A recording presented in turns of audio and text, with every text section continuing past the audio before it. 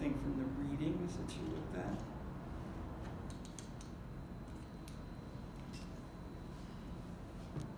Which readings? Yeah, you haven't looked at the syllabus. Okay. Well, because I just got access to it. right. Now, the main readings following, starting right at the syllabus, are Judd, Dennis Judd, and others, and then it goes into Dahl, and then into City Money. Those are the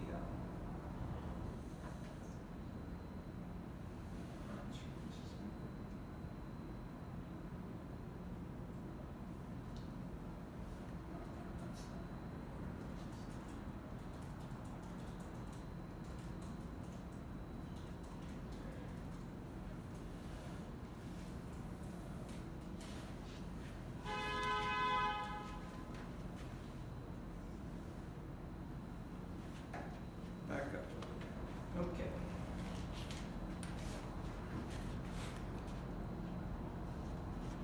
The first section, first session of this first week of urban policy analysis, I give an overview of the course.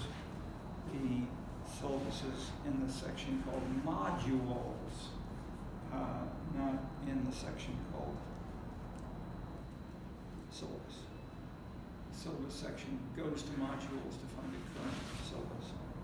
And that is the most up to date, rather than looking at Canvas. The whole Canvas has got a lot of stuff which is, there are sections which are out of date and which have not been seriously cleaned out. So focus on the syllabus as the guide to what to read and where we focus this year.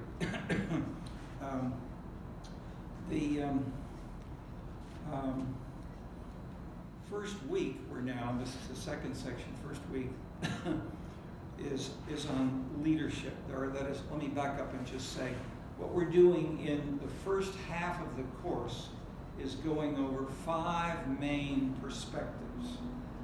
I wouldn't say theories because they're disagreements which we're going to feature within these sections over what the dynamics specifically are, but they are classes of variables, and they're most easily identified for this week is leadership, power, community power. These issues we're going to cover in this first section. Then the next is on markets, the others on political culture, and so forth.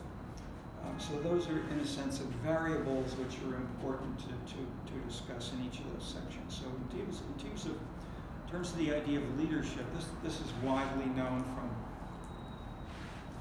journalists, historians, general flavor of saying the Eisenhower years, the Roosevelt era, that one leader, one name, de Gaulle, defined the political culture, power, leadership, access, many things which it's unclear as to precisely what is appropriate. And so rather than leaving these labels with the name of an historian or a journalist or a biographer where they're happy and comfortable to say that's the end of it, we want to go further. If we want to build social science, we can't just use proper names of countries or of leaders. We want to know what the variables are which made the Roosevelt era distinctive, for instance. And so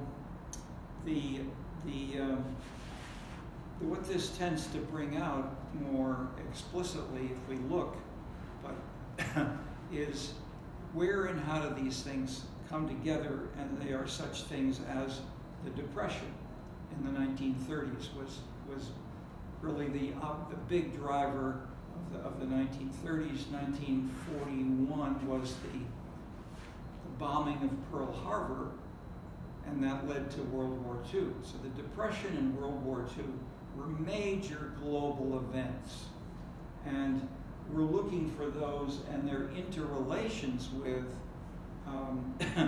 with specific leaders, but also the variables which shifted that we want to see operating in conjunction. We don't want to deny individual leaders. That is, in that sense, I'm not at all proposing that. But some social scientists do this. We're trying to say we ought to have space for one leader, but not uniquely explaining everything. We want to join the constraints around a leader, such as the Depression or bombing. But Roosevelt had Roosevelt had said, we should fight with the Japanese and with the Germans.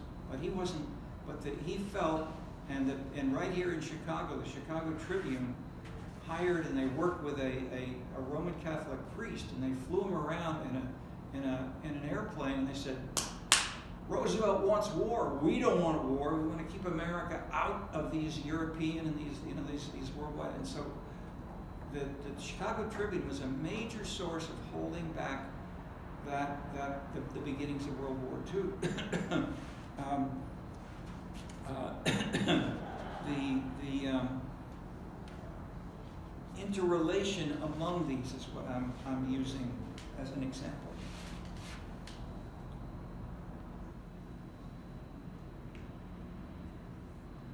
More tricky is when and how has there been a shift away from the Roosevelt administration,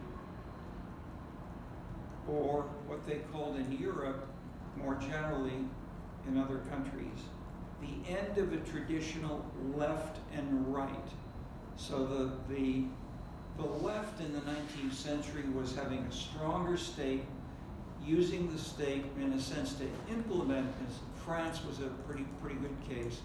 The French state was sought to implement the 1789 French revolutionary ideals. They wanted to have they call it the republic. It was republicanism, which meant no king, no royalty. And therefore, the actor that was most actively attacked was not only the political leader and party, but also the Roman Catholic Church, which had dominated lots of especially in small towns in France. So the two leaders in many small towns was the leading priest of the Roman Catholic Church and the head of the lycée, the secondary school.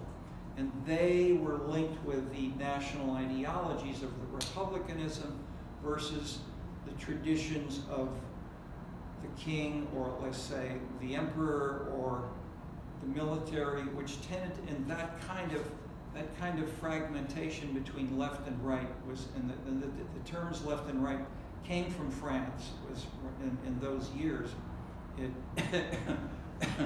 was then used around the world, or liberal, conservative were often used.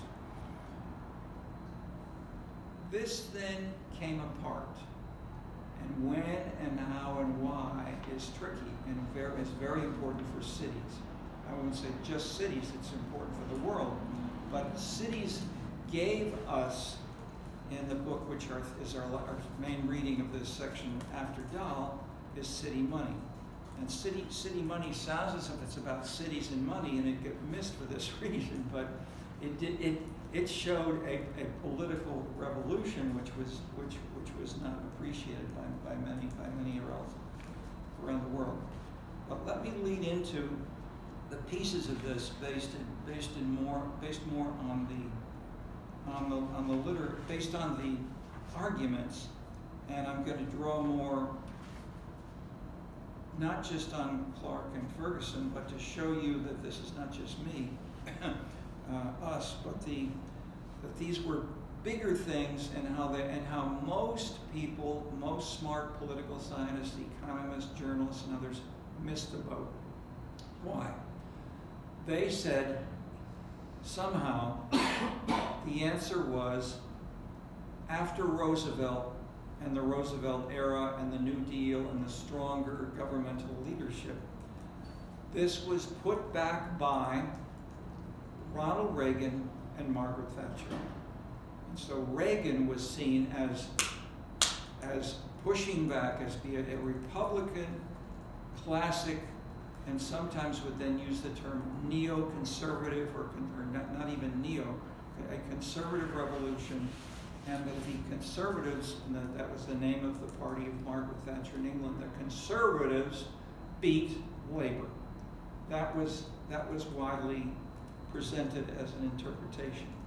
And I'm going to show you why that was wrong. And the New York Times, most political theorists, most political scientists, and others missed the boat because they did not look at specific data, some of which were available at the time, but it's more tricky. Okay, let's. Okay, now let me finish that point to see the logic of this, and then I'll go back to the evidence. The logic with what we found in this was that we had data for all the U.S. cities over 10,000, over 1,000 cities. We had the parties of the mayor and the city council, and we had the budgetary data showing that they were either increasing their budgets or decreasing their, but we had dollar amounts. We also included intergovernmental grants, and in those years, in the spirit of the Roosevelt administration, there were many federal grants given to, this was especially the Great Society of Lyndon Johnson and Jack Kennedy, which was to expand the welfare state and to assist especially the poor folks in the U.S., was to increase low-income welfare state policies and spending.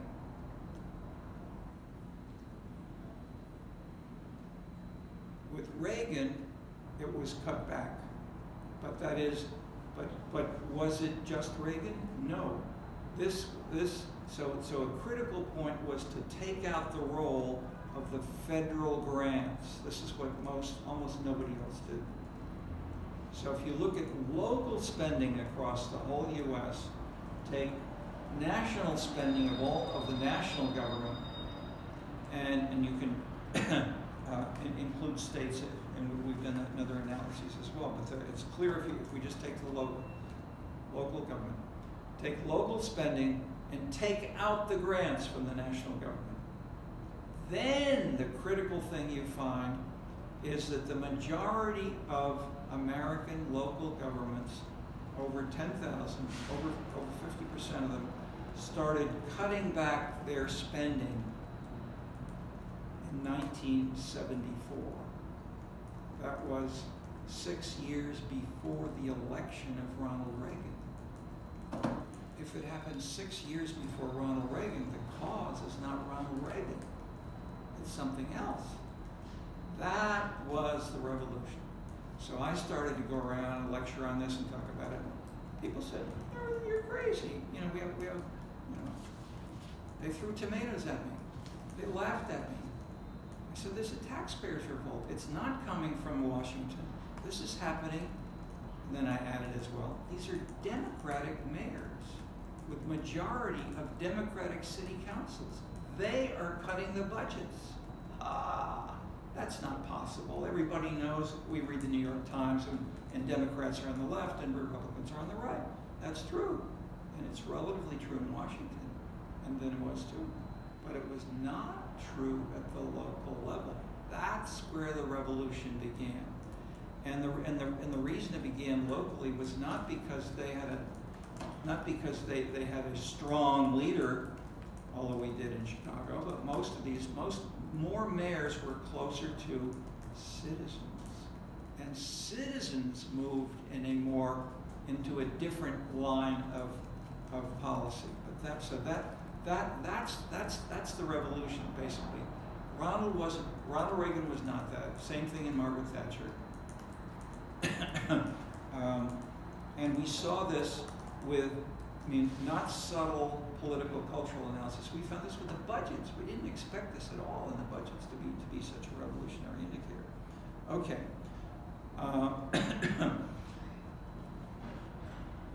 Nobody paid attention to me or when we said this, but until the national election of Tony Blair following Thatcher years later on and Bill Clinton. My point is, people like Bill Clinton were elected as mayors years before. Bill Clinton, what's the critical distinction about Bill Clinton? He was fiscally conservative. Even though he was a Democrat. He wanted, that is, he implemented and said, we have to do this. But he didn't necessarily have, he didn't have it in his heart of heart. He may have been closer to Hillary Clinton, his wife. She was much more fiscal. She wanted more help for the poor from the beginning. He was more ambivalent and more entrepreneurial, let's say, politically, economically, in complicated ways. But people did not recognize that at the time, definitely in 1974. They might see one mayor. So we were following a couple of these mayors we were working with closely, right in the Chicago area. I knew especially well the mayor of Waukegan. So I went and I went there and okay, let's not go too far on evidence right there. But I'm giving you the big national and global picture. Thatcher and Reagan is wrong. It happened bottom up if we look more closely. But it's not as if it's Ronald Reagan made zero impact, but we'll try to go through where and why these other factors matter. And I'm going to draw from big international examples in order to make the American case show that it was not unique. The other reason that I'm doing this is that so if a widespread interpretation was the individual leader, Reagan and Thatcher. The second interpretation was it was capitalism. And capitalism then moved away from, or that is, capitalism was then seen as neoconservatism, or a free market that is, it was seen implicitly that the economy was the driver, I won't say alone, but was so important alone that the preferences of citizens and of leaders didn't really matter. And so, Ronald, so I went to conference. There were conferences on at the time when Reagan was president.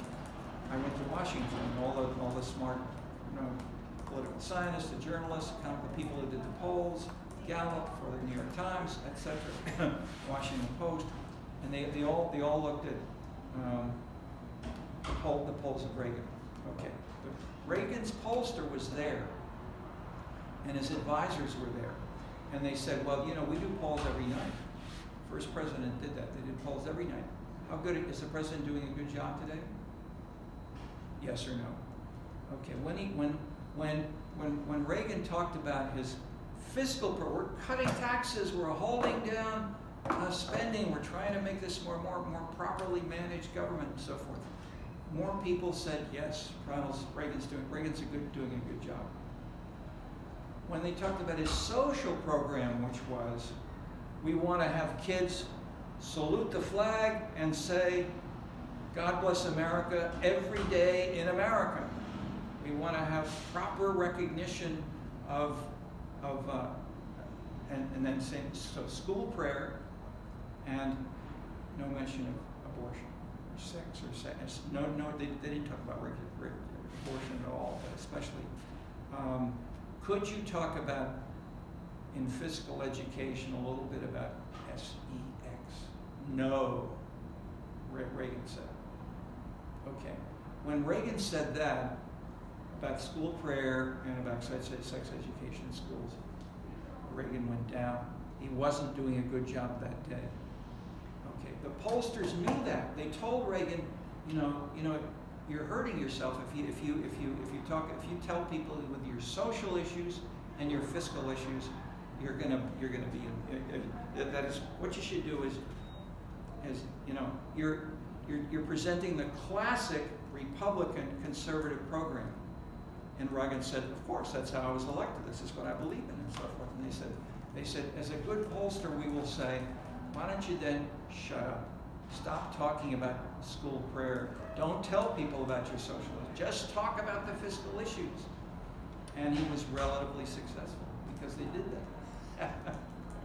But he never changed his views. And this is so the point is, and this is the point of the City Money book, there are really 4 types of political culture. And if we have fiscally conservative, liberal, left and right, and socially conservative, we then get 4 boxes of 4 types. You have traditional left, traditional right. Then we have these new political culture, new political leaders, new fiscally cautious people. And that's Peter Flaherty, Bill Clinton, Tony Blair. And these were not recognized for years by the majority of political scientists, by the New York Times and the others, even though we were talking about it. I was consulting with the U.S. Conference of Mayors, and we presented this stuff. And so, so I won't go into too much detail. But let me go more internationally. But let me at least hesitate for a minute. Have any of you heard anything like this interpretation before? Probably not. Okay, that is, it's there, but it's picked up in an urban course. But the reason we're using cities is that we can learn better how national and global dynamics are going on by using 10,000 or more cities in 35 countries where we can have variations in these things, bottom up, top down. And so there's some of all of this. Yes, I mean, Reagan was there. Reagan did make a difference, but he didn't change people's views in favor of school prayer. He hurt himself on that. Okay.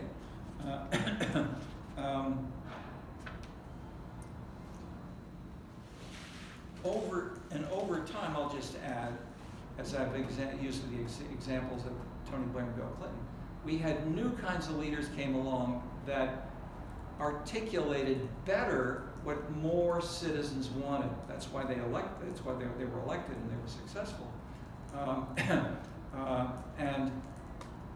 And yet they were not. They were still described by folks by the New York Times or political scientists. Most advisors would say these people like Dianne Feinstein in San Francisco as mayor, or people in the Senate, especially the House, more in the House than in the Senate. We have some of these people who really don't understand their programs. I mean, they've got fiscally conservative and socially liberal. How can you do that? They're simply in contradiction. That was the interpretation of most people who saw it. Yes, clearly Feinstein, Kathy Whitmire was mayor of Houston. So the mayors were doing it first. Then they took it to Washington. Then it became gradually recognized. Okay, so this made it essential to have, as we did, we collected data. That is, we didn't just have the budgets, we had data. We asked the mayors, what are your policy preferences? Do you want to spend more, same, or less? And we could tell that those Democratic mayors wanted to spend less. Some of them did. They would say so, and they did so. But how much they did so would depend on the council and other factors such as, that is, my simple point is, it's multi-causal. We didn't say there's one thing and it's not another. It's multi-causal, but it's not Ronald Reagan alone or Thatcher. And the other big point is, not only did we have the data, the real reasons were, I mean, these dynamics were different in different cities. And we see this, I won't say you can see this, I see it. That is, you can see it now regionally in the presidential election and the debates between between Thatcher and Harris today. We've got big state differences that people talk about because the Electoral College for the presidency is state-based. But if we went down to this local or the county data, which is where we did this, we worked for years on the election of Trump. Who and how is Trump ever elected? Because nobody thought Trump would be elected. Okay. And the answer is you've got to get local, smaller than more specific local variations. We can model these dynamics, but we need to have data at multiple levels, or we miss the boat. Okay, that's the sort of the revolutionary finding, and we didn't know this in advance. We were surprised we found it, and it was in conjunction with going to these conferences, telling people, and they say you're wrong. I said, why are we wrong? Here's our evidence, and then they would say, hey, so gradually through these conferences, people began to pay attention, and more then it spread, but it wasn't easy. Okay. Any questions or comments on the way I presented so far? This is the revolutionary statement, briefly put, and I'll give you more evidence and some of the specifics. But anything you want to ask at this point? No. Okay. Judd and Parkinson. Reading is an introduction, which is a useful discussion of some of the major forces that are affecting cities in the last 2 decades, to 2+ decades. In many countries, more national government fiscal aid went to the cities up through the 60s and 70s. It was an effort to stimulate local economic development. It was often seen part as a regional or national policy, sometimes aiding the less fortunate regions, such as the so-called Frost Belt versus the Sun Belt, or similar regions in France and Germany. The most dramatic shift was in 1981 when the socialist François Mitterrand was the first president socialist after de Gaulle and after World War II.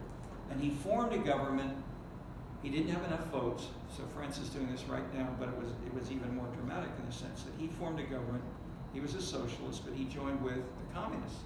The communists were part of the governing leadership in France in the early 1980s. What did they do? They were serious. That is, France is now highly divided between left, right, center, and so forth. And this is happening all over Europe. So you can see these things more visibly with national leaders because we get national press coverage. The same thing is happening locally, even more extremely. We can find more extremes in city councils in the U.S. and in the rest of the world. And that's why we do this.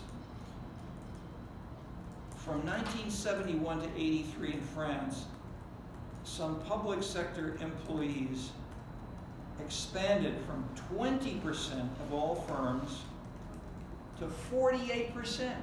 They nationalized the industries. They went from 20 to 48%. Major, expansion of government by the direct subsidies to industries doubled. The vision was that there are no condemned sectors, only condemned technologies. Thus, much money was spent on old industries like steel, because the unions were strong, and the Democratic and the Socialist and the Democratic Party. But things changed radically in 1983 when Mitterrand's Minister of Commerce came to Chicago with a delegation of 200 French business leaders, and I was on a talk show with her and asked what leaders the French might. I asked what the French might offer Chicago's ailing steel industries, a classic steel. This is a base of Chicago and Pittsburgh were the leading steel areas of the U.S. And since there were many strong unions and leftist democratic leaders who were calling for a national industrial policy in the U.S., saying, like France, we should be doing this. And what did she say? She laughed and said, we have nothing to teach you. Let them close down the factories. I was amazed. Socialist, closed down the factories. Socialists from France.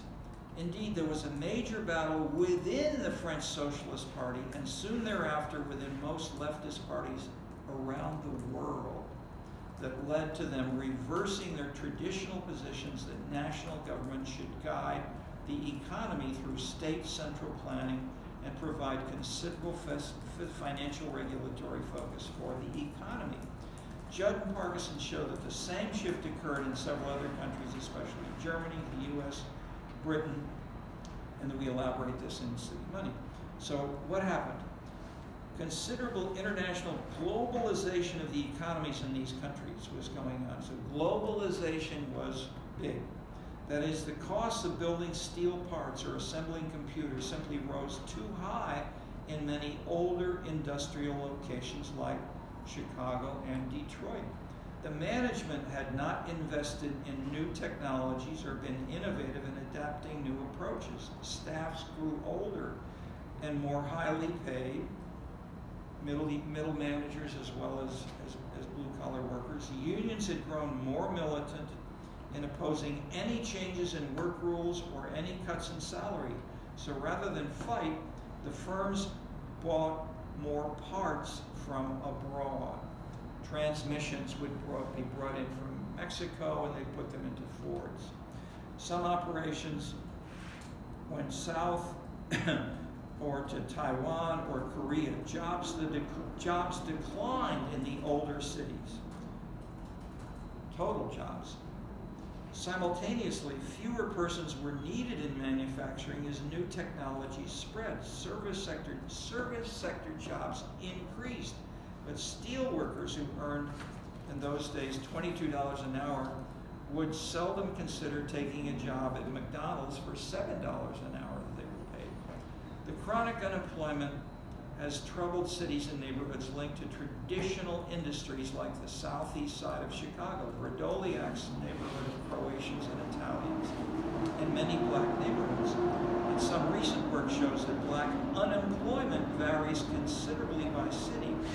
In this Chicago pattern, African Americans are most heavily union members and more unemployed than whites.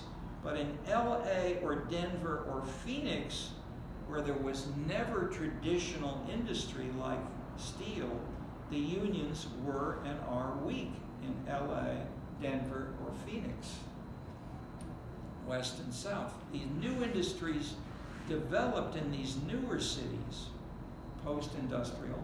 Question mark? Yeah, I have a question. Go ahead. Well, something I'm wondering about, so you mentioned like the steel industry in these cities and unions.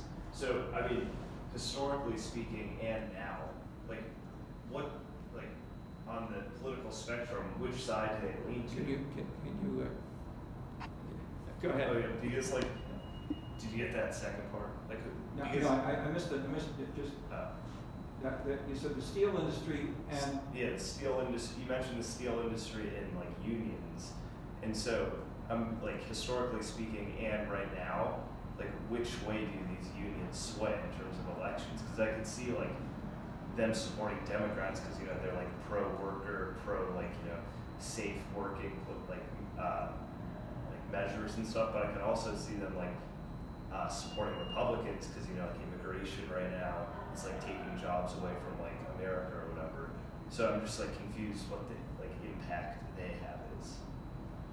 Yeah, I mean, I would say the main question is the critical answer, the critical thing to introduce in order to find a clear answer is that there are changes over time, that the unions are changing, Right. and the parties, and the most dramatic, and that's what I said, the ministry, the socialist minister of culture came to Chicago and said, close the steel factories.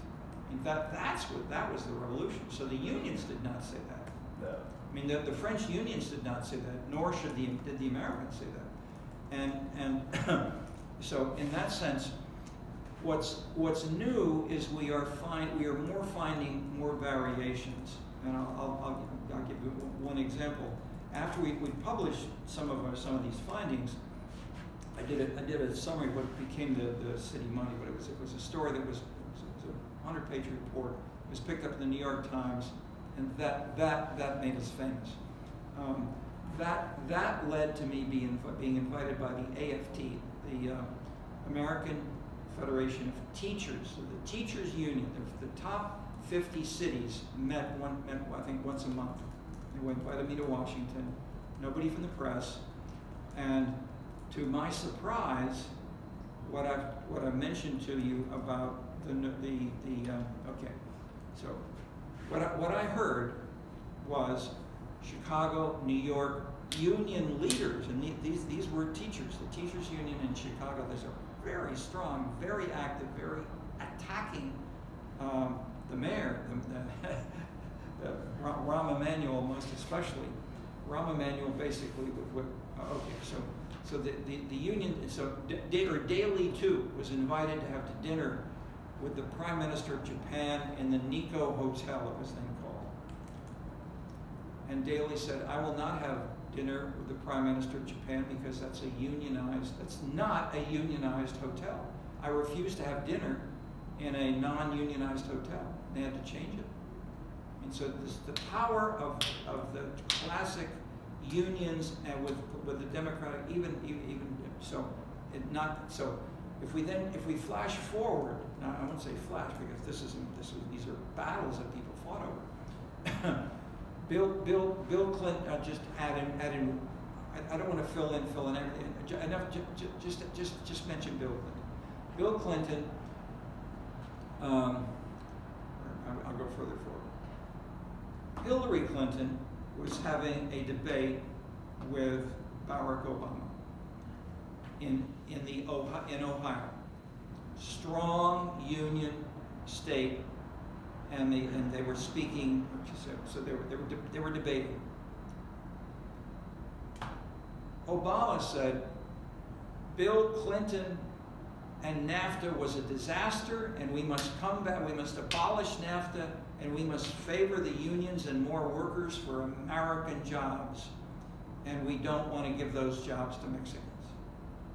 Hillary Clinton's her term said was, I agree with the same thing. My husband was wrong. We want to abolish NAFTA. We want to favor more unions for American workers. Period. Okay, that's the program of Trump today.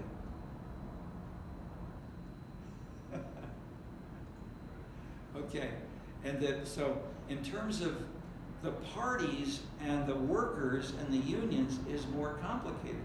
So within the AF, so back to where I was talking in the 70s. It wasn't only this wasn't invented by Trump.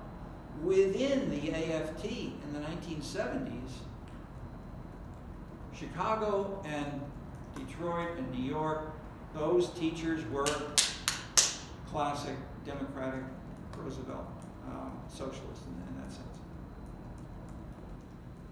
The union leaders then in Seattle, Minneapolis, Portland, Washington, Portland, Oregon, these people said, teachers are here because they love students. They want to improve the educational ability of everyone to rise and to do better. We don't want, as a union, to say we don't want to help students and parents. We want to give them a better education. The union should be in the lead in doing this. And they were crushed by New York, Chicago, and the others nationally. But locally, they were trying to do this. So my point is, I didn't mean, and this was, the New York Times never told you that. And that they didn't know it either. But within these unions, you have these kinds of debates. Right now, within the Teamsters Union is generally, at least according to the national media, the union leaders are favoring Harris, but the membership of the Teamsters Union are more heavily supporting Trump. So therefore, the leaders of the Teamsters have not taken a position on the current presidential two candidates. So that means that division gives you a sense. I mean, it's a good example because it shows you the classic party, strong leader, strong union ideology is there, is not more generally shared further down. And that is happening, things like this are happening around the world. And most quick analysis, most people are looking for is it's either left or right. And left and right are too simplistic. That's the big point of the course. And we can tease these out and break them up and show how their dynamics work with local data. Okay. Faced with these city-level differences, the national coalitions of mayors fell apart in France and elsewhere. Subsidy programs were declared failures. National government, no, so I skipped one more.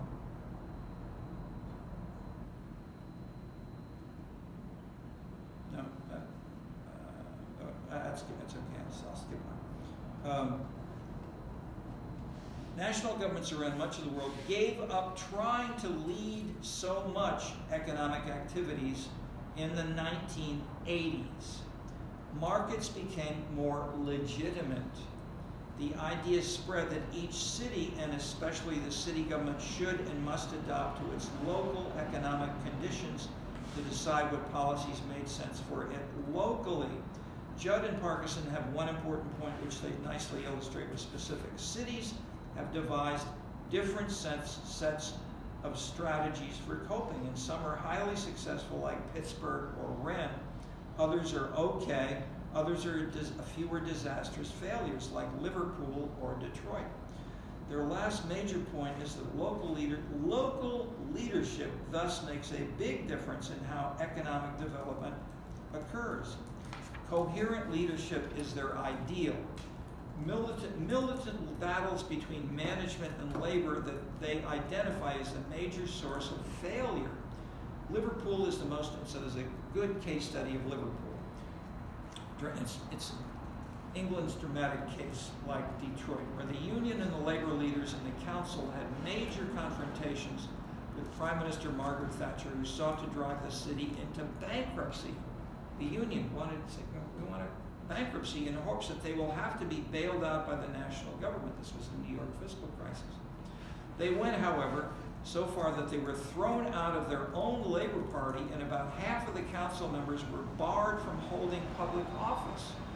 Few new jobs were created in this environment. Chicago had a similar problem with Harold Washington and the council wars. Harold Washington, mayor of Chicago, said, Reagan and his mafia consider the cities a special interest group. They believe the Democrats have bought our constituents with social programs that are determined to undermine us among the poor, minorities, students, working people by cutting off funds to these folks. That's what this big spending cuts is all about.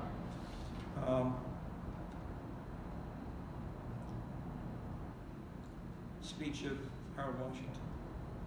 These confrontations in Chicago and Liverpool were in the mid-'80s between left and right conservative national governments. But in the early 90s, many local left officials had given up their policies and had embraced market-oriented competition. East Europe and the former USSR were the most dramatic changes, although they shift from election to election.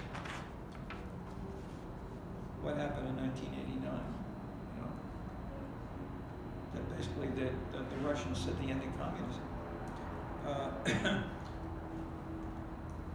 And that was the end of the Cold War. So that heightened all the more as this opened more and more competition across countries and across cities, and which this is going on right now. Okay, and within China. Okay, that's the French and English examples. Question on any of that? Okay. The stone. What's distinctive in Atlanta, and why? Sorry. Let me. I'm sorry. That's. I don't want to skip totally. I don't know. It's just a word or two about Dahl. The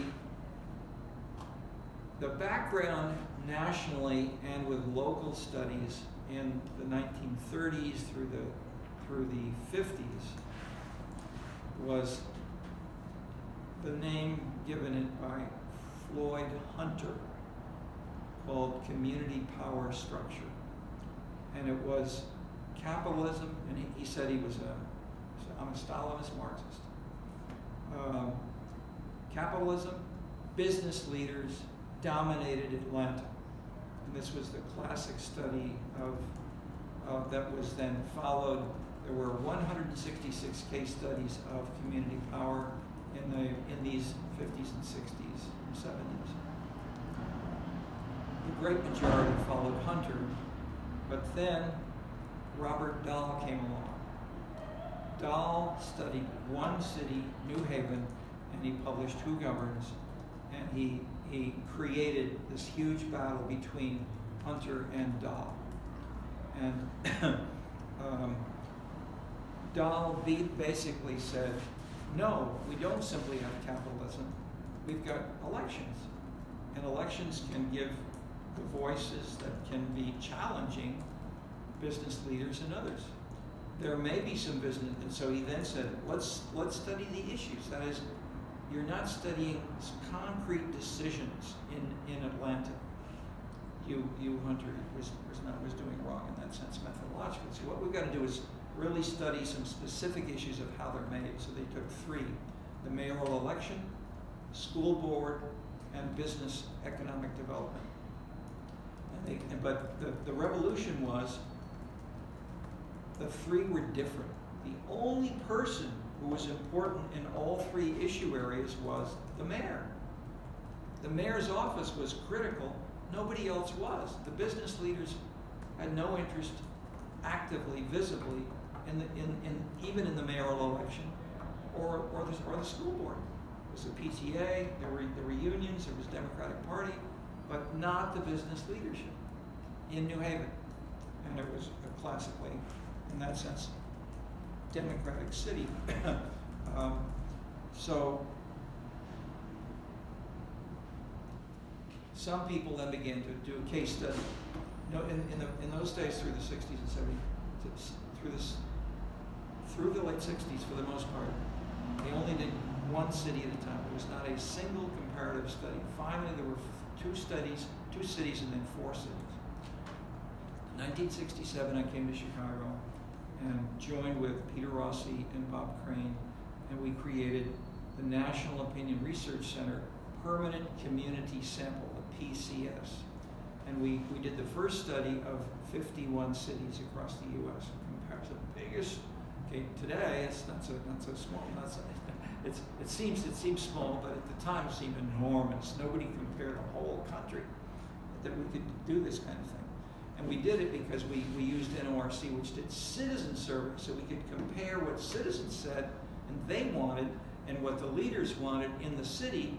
Then we could compare, we aggregate up and get an average U.S. national pattern. If you average everything nationally, you can't understand the dynamics of where and why people hold their views or change. Okay, so the bottom line was then there are differences, and there are some business. So we then did surveys, and we found, for example, there were some cities that were business dominated. There were some other cities that were politically dominated. There were others that were battles between them. And there were different kinds of combinations locally.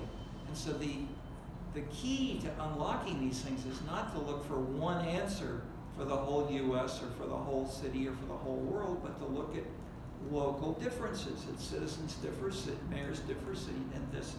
And so this was the revolution of using comparative data, and this is basically what was the introduction in the book of City Money.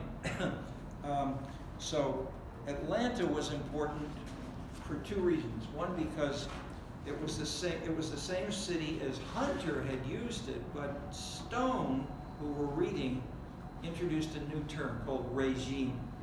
And so his idea was that the business leadership was sort of a quiet, conservative, consensual sort of style of leadership, but it nevertheless was a centrist, business-oriented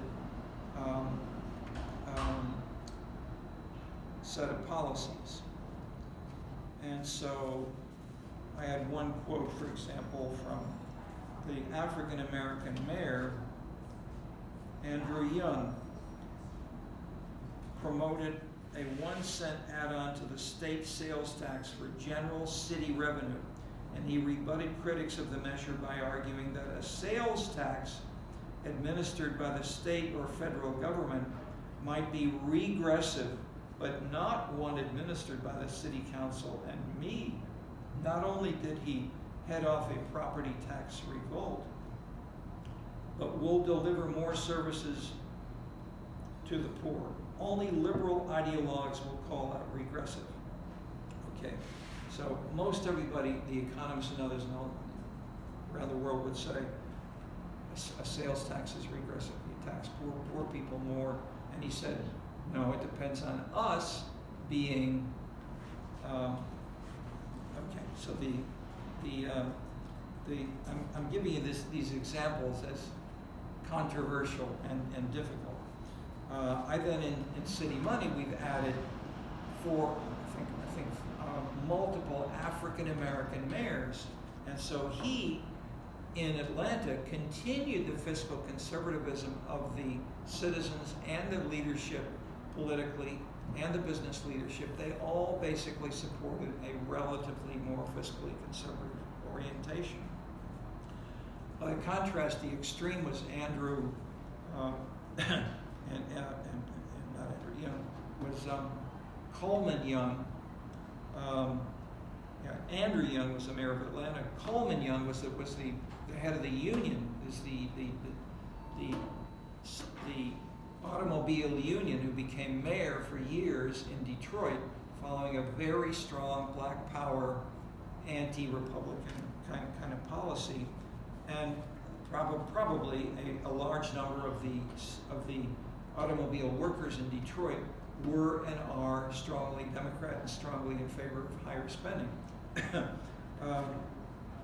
But my simple point is and so just to finish with the third case, Gary, the two most famous black mayors who were first elected in the U.S. and most important big cities were Detroit and Gary, Indiana. And so I worked with them, I visited them, we had them, they came to Chicago, etc., came to class.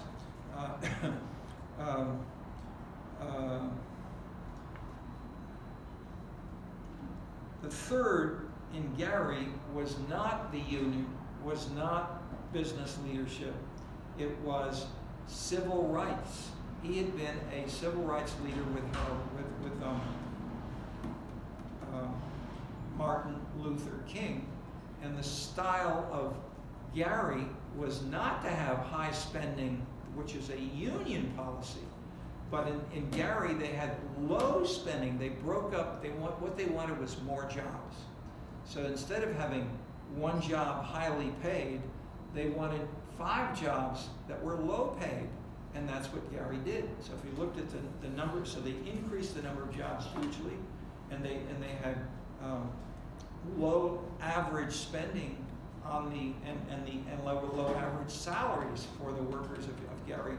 But they got some kind of work, and that was consistent with 3 different political cultures, in a sense we could say. So in that sense, these were leading into the next section of the course. So political culture was important. So the regime idea was not simply capitalism or business leadership, because both business and city council members and mayors could change their policies, and that's what we elaborate in the next course. So what we in the next reading, which is City Money, and basically it contrasts 3 different kinds of policy preferences. Downs, Anthony Downs' book was called An Economic Theory of Democracy, and his what I've used, what we used as invisible leaders, is like Adam Smith's in the economy.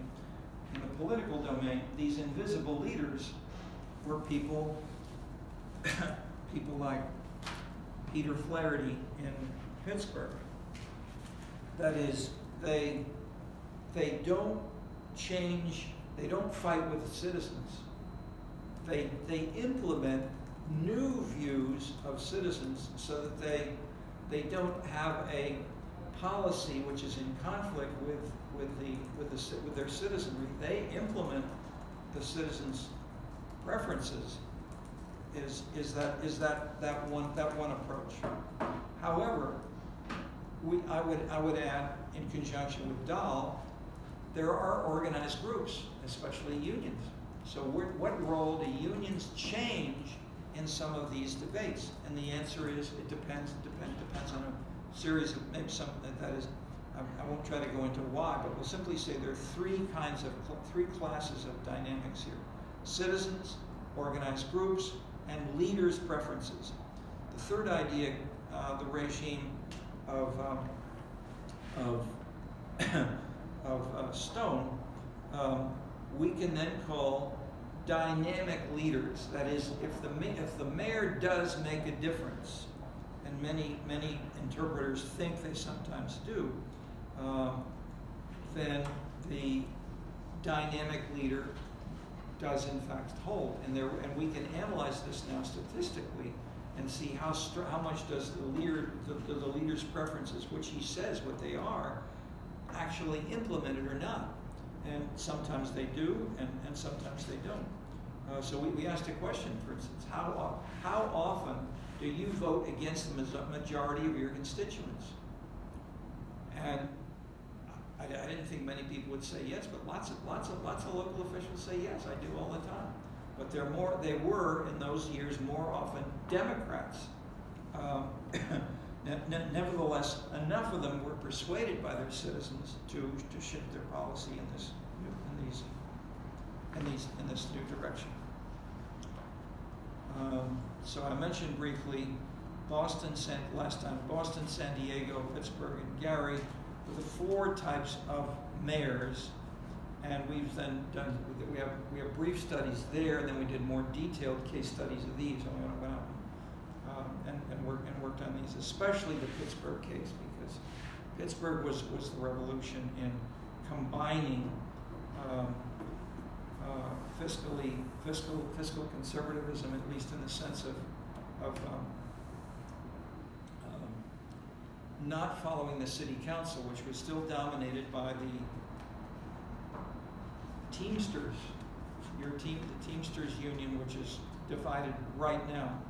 But in Pittsburgh, the head of the Teamsters union was this lead city council member, and they followed. I mean, they implemented strong high spending to the degree that every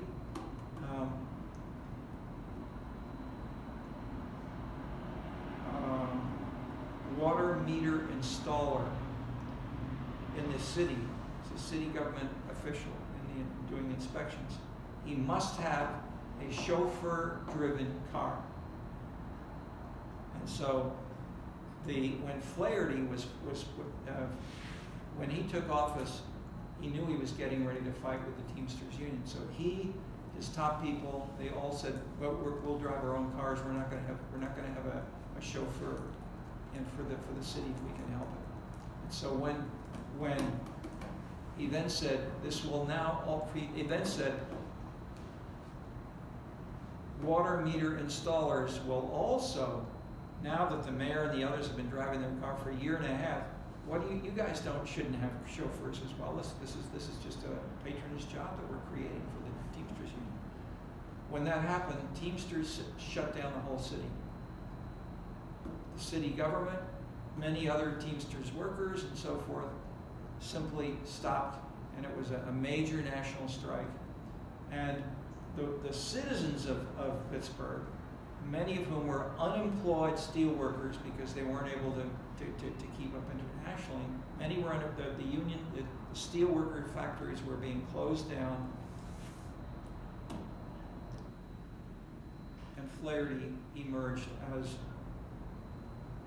charismatic, respected by the citizens, and the council gave up. So it was a huge change in the rules of the game because of that strike. So the leadership critically played a role, but in implementing the policies of the citizens, and in that sense, okay, and this is in detail in the City Money book. But the point is, this then happened with national party battles around the world. So Marty Lipset did a paper on exactly this and showed it in maybe 20 countries, country after country, showing that these kinds of patterns were happening.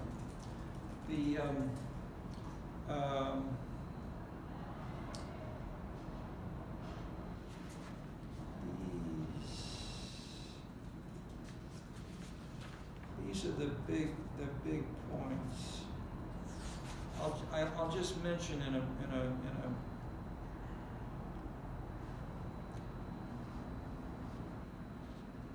there are 4 political cultures. We'll elaborate these as we proceed. Traditional conservative, traditional liberal. This new political culture, and then we now have multiple other complications of we can call fragmentation. The other thing which we can say that we did in City Money was we didn't call, and then even more in the book called the new political culture. We didn't call it diversity, we called it social issues. But it was the issues today of women, African Americans, gays, LGBTQ, etc. These diversity labels we were studying 10 years or so before. And we said this is the driver leading to money alone does not explain elections, it doesn't explain policies. We've got to pay attention to these new social issues, and today this is now happening with a vengeance within both Republicans and Democrats. But where and how they're fighting over these issues. But my point is, when we started doing this 10 years before others were talking about it, nobody talked about diversity. Now it's all around, and there so I won't try to go into too much on that right now today. But I will stop for discussions. These are big issues, and or do you have any other thoughts, questions? Tell why don't you, what we have each of you say a little bit about your background. What city? You want me to flip the camera? Either way. What city are you from? Yeah, I'm originally from Los Angeles. Okay. Yeah, if you're comfortable turning it yourself, that would be fine. Yeah. Anything else you'd like me to share? Sure. Well, but tell us more about LA. Yeah. About your views of why you're here in this course, and how can we respond to any of these issues that you hear being discussed? Yeah. So. And we can talk about LA if you want, but I don't want to do so here. Yeah. I'm a little bit interested in a little bit of everything. I think I was a little bit maybe more drawn to what we talked about last class, which was kind of like how entertainment is becoming a big driver for cities' economies, especially here in Chicago with things like Lollapalooza and Riot Fest becoming a lot larger events, especially with the implementation of like NASCAR in like the recent summers here in Chicago. So that's been really interesting to see how that's becoming like a major factor in a lot of cities. It's always been a thing in LA, especially with Hollywood being there. But also I think today's been really interesting to be able to see the kind of like local politics perspective, mainly because I feel like local politics tends to be ignored by the general citizen. So being able to see how like a lot of like trends tend to be more extreme in local politics. I think especially because in local politics, like the constituent is so much more important, especially since that's a big part of campaigning, is really drawing in constituents and really trying to get them to vote, trying to get them to pay attention to what's happening in local politics. I think that's been the most interesting thing, and definitely something I'm kind of looking forward to discussing more. Excellent. Okay, now let me go briefly just to the case of LA, and on one of the earliest, most important non-traditional fiscal issues was environmentalism. And I did a paper with Ed Getz, and he worked on the staff of Dianne Feinstein in San Francisco, and his responsibility was environmental issues. And so he was a political scientist as well. We worked together for a summer in Colorado. We had a series of conferences with urban politics, mostly young urban politics people. And he'd done a survey of cities across the country. And do you have in your city a local environmental group? And then how active are they? And so basically, and then so we had the quantitative data nationally, and then second we had case studies, including especially LA, San Francisco,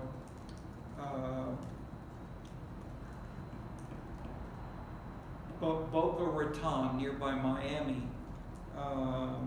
and one or two, but the most dramatic were really San Francisco and LA. And this fits with the current presidential debates, and with California is particularly more socially liberal than the rest of the country.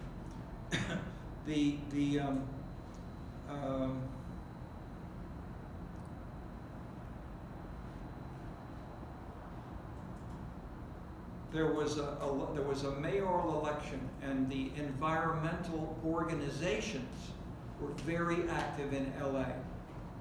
They opposed several of the city council members who were against environmental protection, and 4 of them lost their seats and were replaced by 4 new council members. That meant that the mayor no longer had a majority. And so the mayor reversed himself, and he, instead of being against environmentalism, he switched and he became a strong environmentalist because he wanted to keep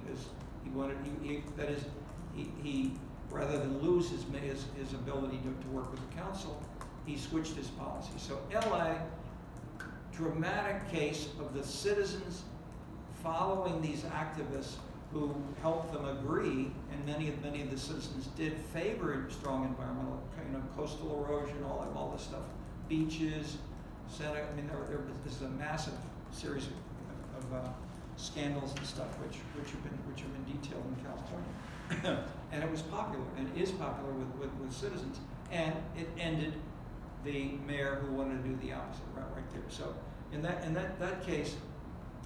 That's a case study of the big story I'm telling you from Reagan, Tony Blair, and so forth.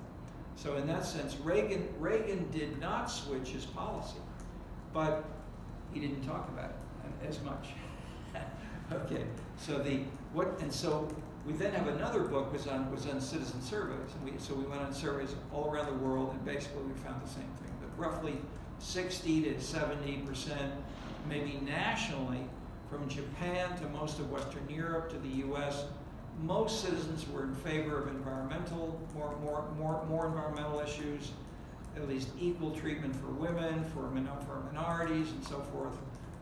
Having a more level playing field. These kinds of social tolerant issues on diversity were and are widespread for citizens. But at the same time, many citizens want low spending, or lower taxes.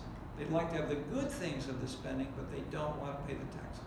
And so where to balance those out becomes much more complicated. I'll also then add that as these debates went on, we had meetings, as I'm mentioning. One was this is the American Political Science Association right here in Chicago. I was on a panel with Clarence Stone, and Clarence Stone. So I was there, Clarence Stone, and two followers of Clarence Stone presented case studies. And they basically showed the same kind of thing that Clarence Stone had shown in the past, of saying business leadership is really is what matters. We have classic left and right, and business is dominant in the regime in American cities. Then Clarence Stone was the last. No, I was after him. But Clarence Stone and Stone then said, and I nearly fell off his chair when he said this. I've got a quote.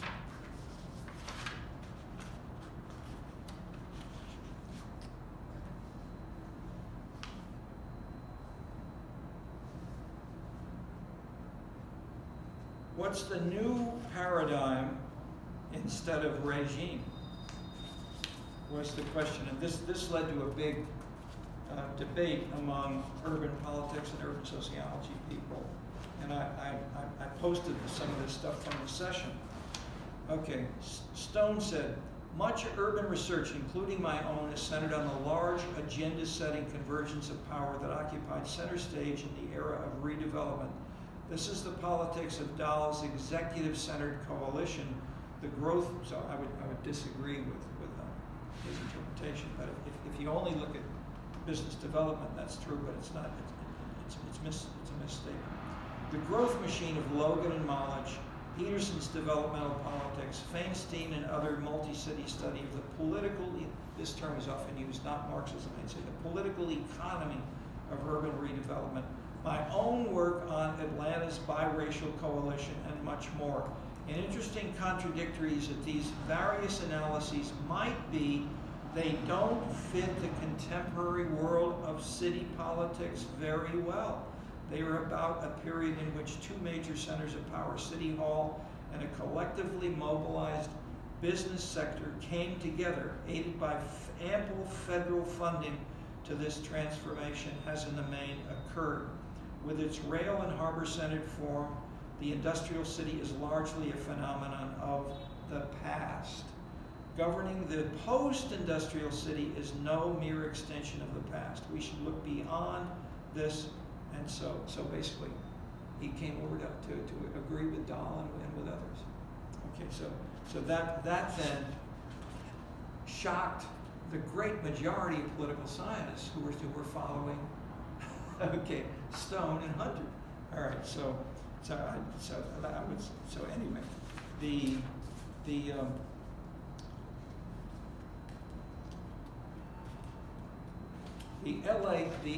LA story fits with the Atlanta reinterpretation of Stone himself, and he that was linked as well, I would add. He was doing a study of 10 cities, not just of Atlanta. He had 10 cities, and he was finding these kinds of differences as well in the case study context. So basically, different methods, different people, different heads. We came to relatively similar kinds of orientations in terms of this critical period of changes in perspective. So leadership is clearly there, but it is not a simple capitalist business leadership, nor is it a simple left socialist, nor is it just, the world is not like either New Haven or neither, I should say, New Atlanta. We have both, but we have variations and everything in between. And if we get the right kinds of data, we can find that, and that's what we've been doing in the subsequent years. Okay, we are just about there, but any other